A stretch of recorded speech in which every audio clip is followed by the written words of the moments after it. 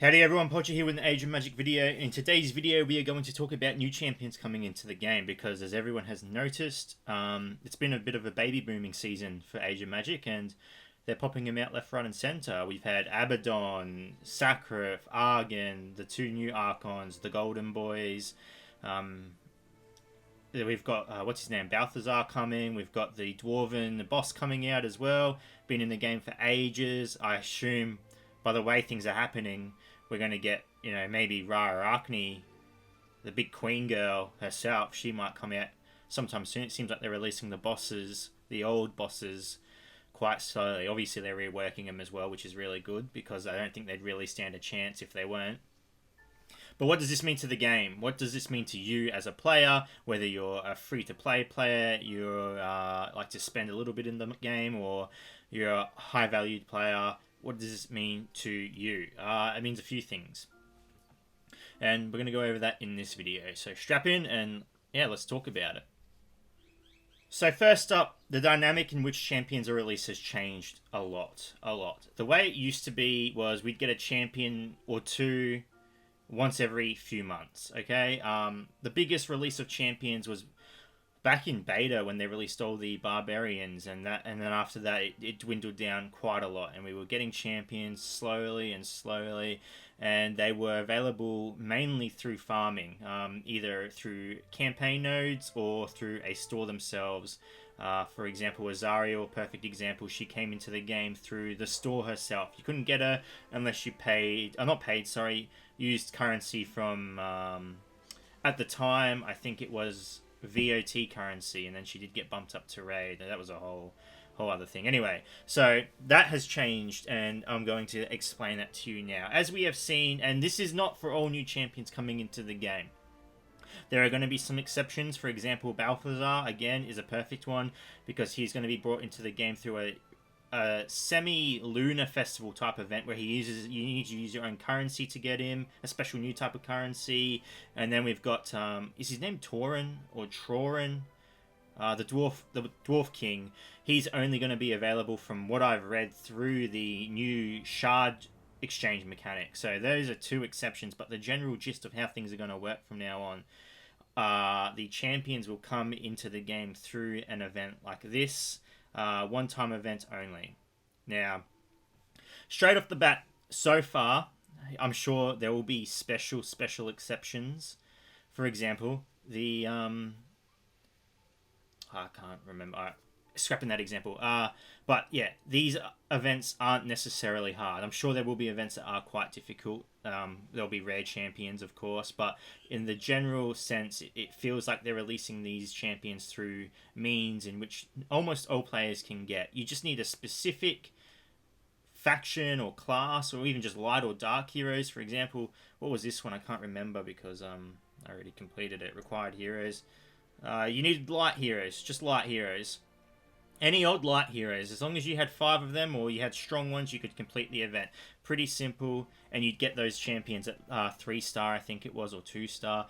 That's going to be available to everyone. After that happens, though, their shards will only be available through the market. Buying either with real life money or gold, which again is bought with real life money unless you can save up. I'd be horrible at saving if I didn't put some money into this game, I'm not going to lie. So that's how the champion gets introduced into the game. Now, straight off the bat, it is aimed towards high-valued players, which is understandable, okay? Is this a bad thing or a good thing? It's not necessarily a bad thing. It's a bad thing that you're kind of... I'm going to say you're going to fall behind a tiny bit, but I'm going to explain later on why that is actually not the case. These champions are easy to get. The only thing that's going to hold you back is the star value. There is nothing preventing you from gearing these champions up to 10 gear. And even though the star values do play a small part, like obviously there's a big difference between star value 2 and 3 to star value 7. Gearing them up to gear 10 is still a massive boost to them. And they'd easily make them almost usable. But after that, you have to spend gold or money. Now, this is not permanent. This is just how it is to begin with. Now, after the event itself ends, these champions will disappear from the gold section of the market, and they will be introduced into the Great Hero Chest of Heroes. They'll be thrown into there. Their shards will be thrown into there, and then you'll have a random chance of getting those heroes. But I'm not saying that that is the only way to get these heroes. It would be good if you can open this and get Abaddon shards or whatever. That'd be really good. And with the shard exchange coming into the game as well, I feel like no one's really going to care if they get dupes in this chest. I think it's not going to really matter because the currency for this is mostly free, okay? You can buy it if you really want to. If you really wanted to go out there and spend some money on this chest, nothing's going to stop you. It's in no way necessary. Do not need to do it. The champions will be thrown into this, and the champions then will be farmable through the game itself. So, sorry, I'll go back into market. I don't know where they're going to throw the champions. It could be random, but the general idea is that they'll either be farmable through the arena, TOH, VOT, clan, and raid shop, so you'll be able to spend currency on those champion shards, or they'll be farmable through Light Dark or Valley of Treasure. So, the champion starts off quite difficult to get in the sense that you cannot max his stars. You can max everything else. You cannot max his stars unless you pay some money or you got some gold. Otherwise, you would have to wait a few weeks until he is introduced into the game as a farmable character. Now, is this good or bad? I said originally it would appear bad, but why it is not bad is because if you really consider it, if you think about the rate in which heroes are being introduced into the game, for a free-to-play player, for a moderate spending player, keeping up with the amount of champions coming out is unrealistic, okay? Say, for example, you really wanted Tyros, okay? And you got Tyros, and then 2 weeks later, Balthazar comes out. You still don't have Tyros max, okay?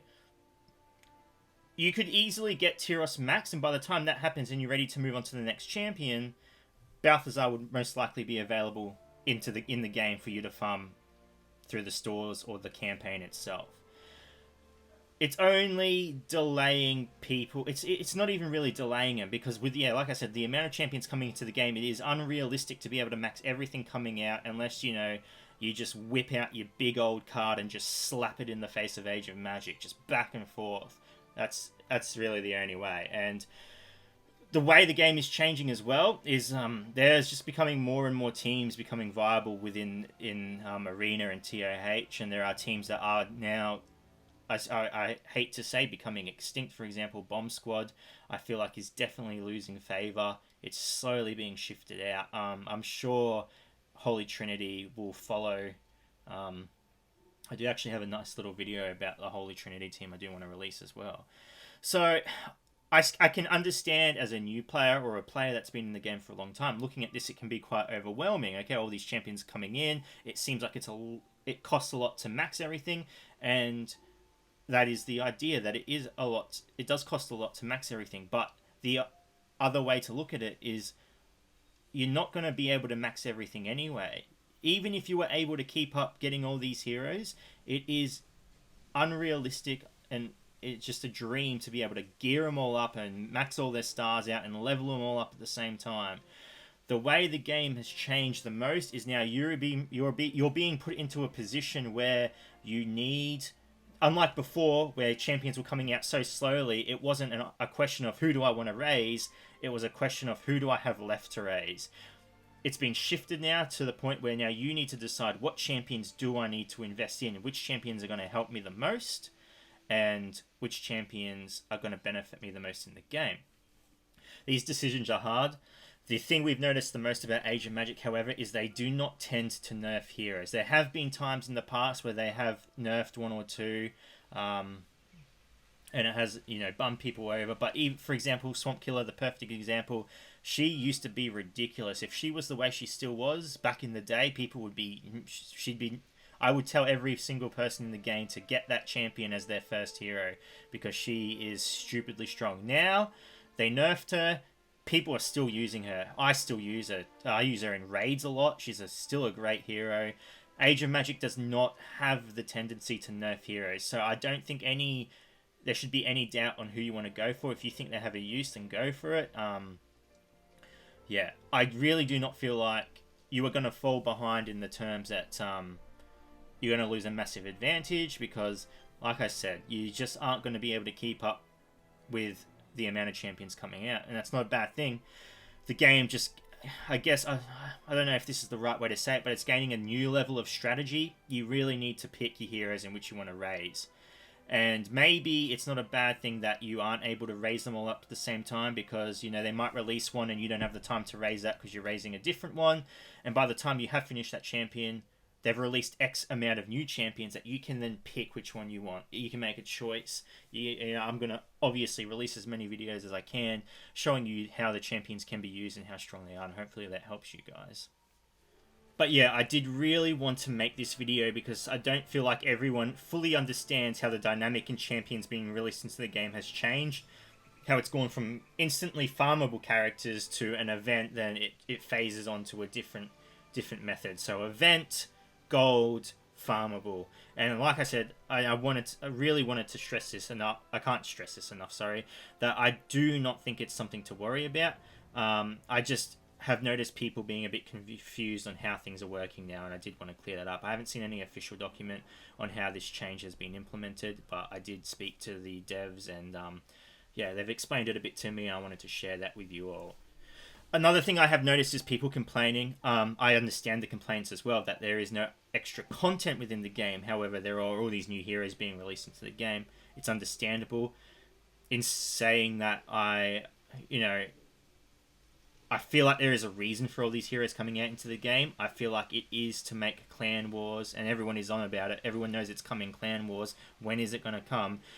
I believe that the amount of champions being released into the game and the choices for you to strategize and pick which champions you now want to raise is going to play a part in Clan Wars. I feel like it's going to be very important. Anyway, ladies and gents, I have taken enough of your time. I don't want to ramble anymore. If you do have any questions, feel free to message me on Discord. That is the best way to get to me. I've been super swamped lately. I had some stuff going on, but I do try to reply to everyone's messages. I really do. But if I'm really slow on it, please forgive me. I don't mean to be. Anyway, ladies and gents, thank you so much for watching. If you have any questions, feel free to leave a comment below. I'll answer to the best of my ability. And wherever you are in the world, until next time, please take care of yourself.